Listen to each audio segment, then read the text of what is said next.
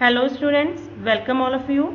So today we are here with our chapter that is combustion and flame. Okay, this chapter is related to our NCERT book class 8th.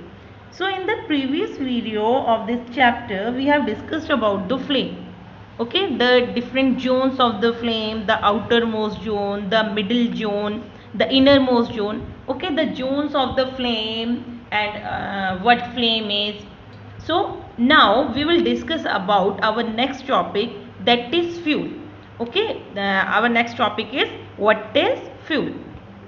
So we know it very well that whatever the substances we are using, the sources we are using for our domestic or industrial purpose for heat, for getting heat, that is wood, charcoal, petrol, kerosene and all these substances.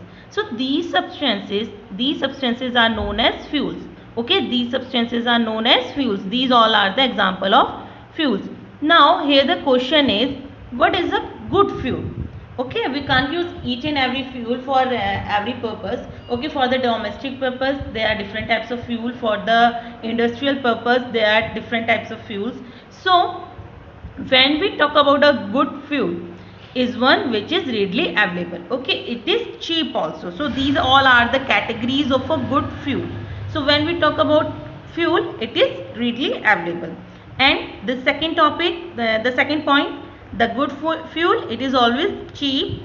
It burns easily in the air at a moderate rate. Okay, it burns in the air at a moderate rate. Okay, it doesn't mean that when it comes in contact with the air it will explode.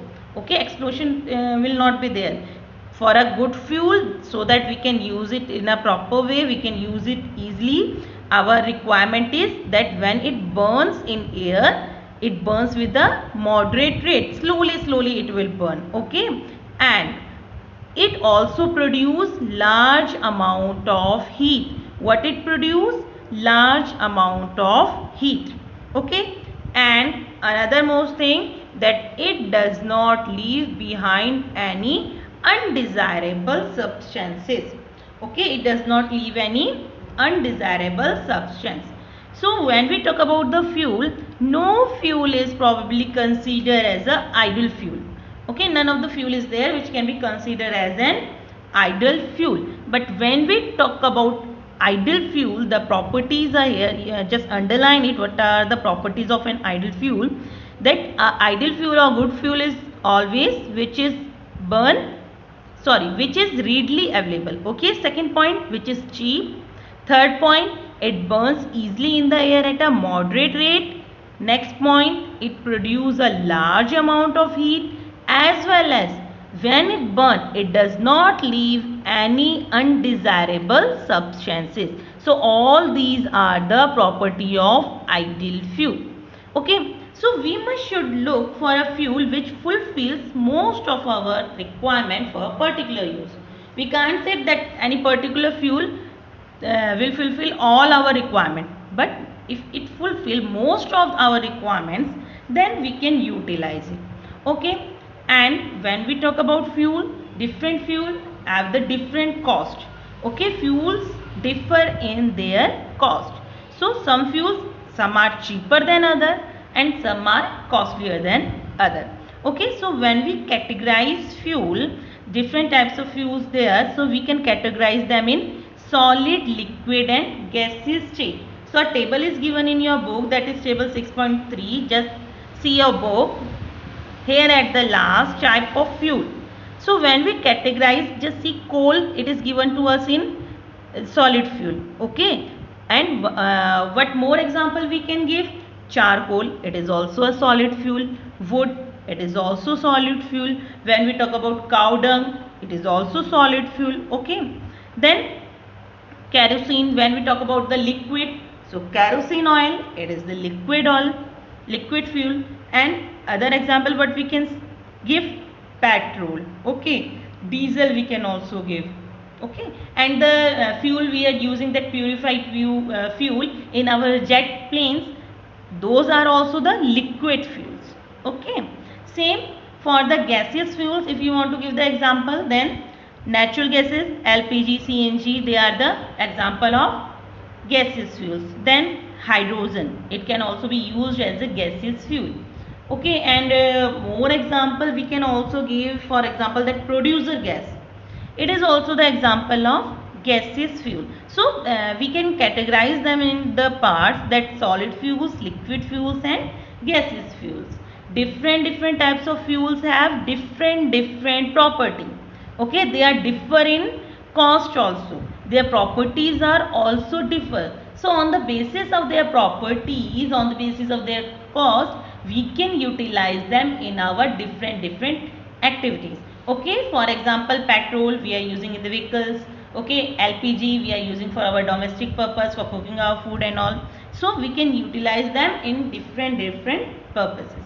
Okay, now when we talk about efficiency, okay, efficiency, the fuel, it is also having the efficiency. Okay, in our day-to-day life we are talking about our efficiency, that what can we do, what our efficiency is.